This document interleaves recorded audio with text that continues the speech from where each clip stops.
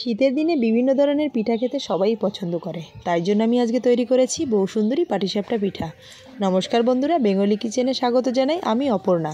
তো বন্ধুরা, এই বৌসুন্দরী পাটিসাপটা পিঠাটা আমি কিভাবে তৈরি করেছি তোমরা দেখতে থাকো সম্পূর্ণ ভিডিওটা। প্রথমে আমি একটা পাত্রের মধ্যে 300 গ্রাম মতো গরুর দুধ জাল করে নিয়েছি, আর এখানে নিয়েছি আতপ চালের গুঁড়ো 250 গ্রাম মতো, আর তার মধ্যে দিয়ে দিলাম 250 গ্রাম মতো ময়দা। এরপরে দিয়ে দিলাম 300 গ্রাম মতো চিনি, স্বাদ মতো লবণ। তোমরা যদি পছন্দ করো তাহলে দিতে পারো, না পছন্দ করলে নাও দিতে পারো। এবার আমি হাত দিয়ে মেখে খুব সুন্দরভাবে পিঠার ব্যাটারটা তৈরি করে নেব। এভাবে অল্প অল্প জল দেবো আর মেখে নেব। কিছুক্ষণ পরে একটা চামচ দিয়ে আবারও খুব সুন্দর করে নাড়াচাড়া করে নিলাম। দেখো, আমি পিঠার ব্যাটারটা খুব সুন্দরভাবে তৈরি করে নিয়েছি। তোমরা দেখে নিশ্চয়ই বুঝতে পারছো কতটা ঘনত্ব।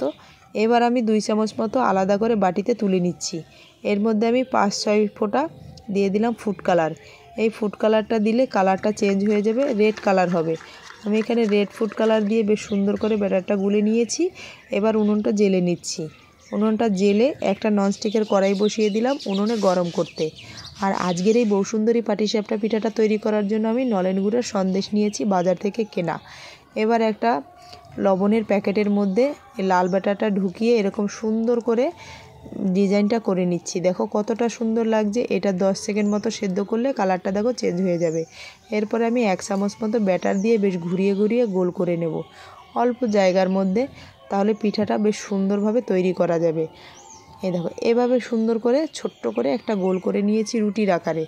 আবারও 10 সেকেন্ড মতো পিঠাটা সেদ্ধ করে নিলাম।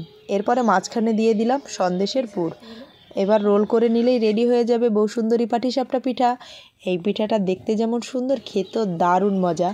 বন্ধুরা, বাড়িতে যদি গেস্ট আসে তাদের এরকম সুন্দর সুন্দর মজার মজার পিঠা তৈরি করে দেবে, তারা খুব সুন্দর পছন্দ করে খাবে আর তোমার প্রশংসা করবে। বন্ধুরা, দেখেছো কত সহজভাবে পিঠাটা তৈরি হয়ে গেল। তো আমার এই রেসিপিটা দেখে তোমরাও চটজলদি করে ফেলো এই শীতের মধ্যে এরকম সুন্দর সুন্দর পিঠা। আবার একটা পিঠা তোমাদের তৈরি করে দেখাচ্ছি। এই দেখো কত সহজভাবে তৈরি করা যায় এরকম সুন্দর সুন্দর পিঠা। তো আমার এই রেসিপিটা যদি তোমাদের ভালো লাগে থাকে অবশ্যই কমেন্ট বক্সে জানিও। ভালো লাগলে লাইক কমেন্ট করো আর শেয়ার করো। আর যে সকল বন্ধুরা আমার চ্যানেলটিতে প্রথম, তারা অবশ্যই আমার চ্যানেলটিতে সাবস্ক্রাইব করো আর পাশে থাকা বেল আইকনটিতে টাচ করো ভিডিওগুলোর নোটিফিকেশন পেতে। আর আমার এই রেসিপি দেখে এই শীতের চটজলদি তৈরি করে ফেলো তোমরা এরকম সুন্দর সুন্দর ডিজাইনিং মজার মজার পিঠা।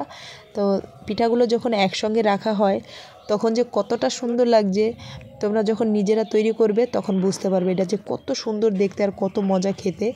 তো আজকের ভিডিওটা এ পর্যন্তই, আবার দেখা হচ্ছে পরের ভিডিওতে এরকম সুন্দর সুন্দর রেসিপি নিয়ে। সবাই ভালো থেকো, সুস্থ থেকো, টাটা বন্ধুরা।